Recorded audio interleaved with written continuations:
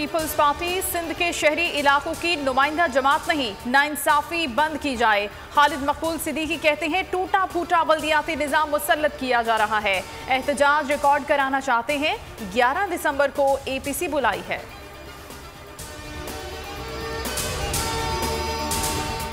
Money laundering cases पर कार्रवाई जारी रहेगी। करप्शन, आमदन से ज्यादा सासे के केसेस पर इख्तियार बरकरार है। तरमीमी ऑर्डिनेंस के बाद केसेस से मुतालिक नैब की पॉलिसी तैयार। प्रोसिक्यूटर जनरल का तमाम डेप्यूटी प्रोसिक्यूटर जनरल को खत लिखा। इख्तियारात के गलत इस्तेमाल के केसेस पर भी नैब इख्तियार बरकरार है। फ्रॉड करने वाले अफराद पर भी नैब का इख्तियार बहाल हो चुका। नैब प्रोसिक्यूटर रिजवान अहमद ने इस्तीफा दे दिया। इस्तीफा जाती वजूहात की बिना पर दिया। रिजवान अहमद, मरियम नवाज और मोहम्मद सफदर की अपीलों पर बनी नैब टीम के रुकन थे। मजमूई तौर पर 270 मुकदमात में नैब की नुमाइंदगी की।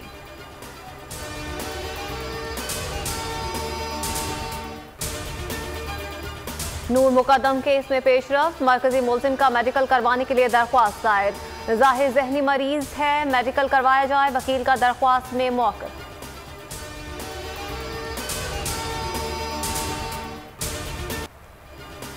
रियाजी में BS ऑनर्स बेरोजगारी से तंग आकर खुदकुशी करने वाले जुहेर आबदी की नमाज जनाजा कुछ देर बाद अदा की जाएगी।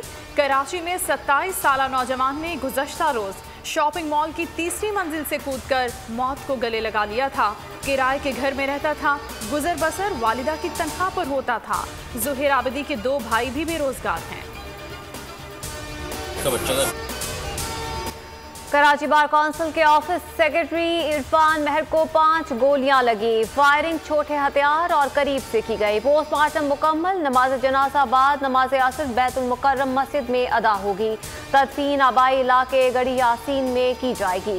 इरफान महर को आज सुबह गुलिस्तान जौहर में नामालूम अफराद ने कत्ल कर दिया था। 2 मुल्जिमान ने निहायत इत्मीनान से वारदात की, बासानी फरार हो गए। CCTV सामने आ गई।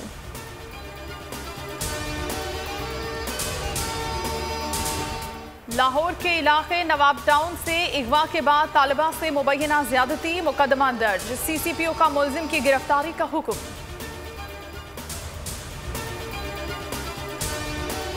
ताकतवर कोरोना के लिए डोज भी ताकतवर। नए वेरिएंट ओमिक्रॉन का मुकाबला करने के लिए बूस्टर लगाया जाए। हुकूमत ने मंजूरी दे दी। NCOC के मुताबिक बूस्टर कोरोना वैक्सीन के 6 माह बाद लगवाई जाएगी।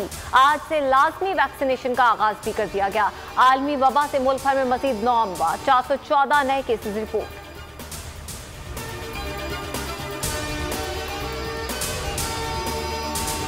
कोरोना फंड्स में 40 अरब रुपए की बेकायदगियां। पब्लिक अकाउंट्स कमेटी इजलास में राना तनवीर ने कहा कि फंड्स की तकसीम बहुत अजीब तरीके से हुई। बेज़ाब्तियों में बड़ा हिस्सा यूटिलिटी स्टोर्स कॉरपोरेशन का है। चेयरमैन नैब गुज़श्ता इजलास में पेश नहीं हुए। DG नैब ने PAC से झूठ बोला।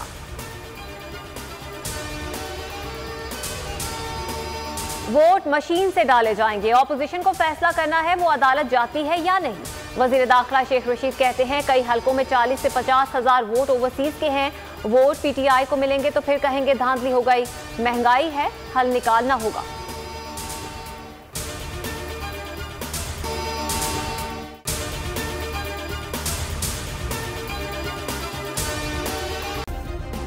सब्सक्राइब करें और बेल दबाएं ताकि कोई खबर रह न जाए।